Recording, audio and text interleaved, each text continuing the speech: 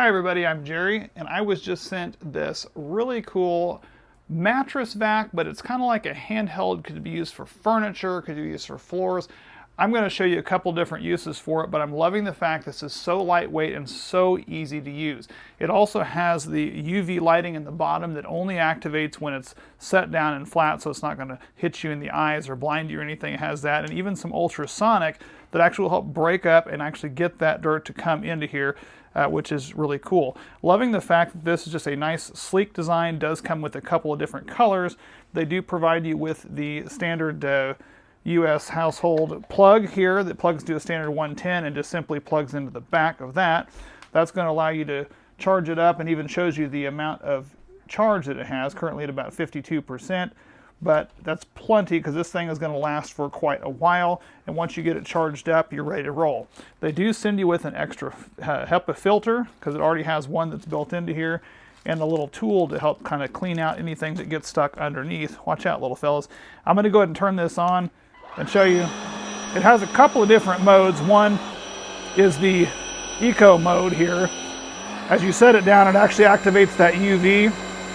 And even has a dust indicator that shows how much dust is actually going into there. Or you can hit it up here and turn it into boost mode, and it actually is going to run a boost mode to just go ahead and run it over the floor here for a second. I mean, this is gross. We actually vacuum on a regular basis with our pets, but I mean, that is already collecting all kinds of stuff down here in the bottom.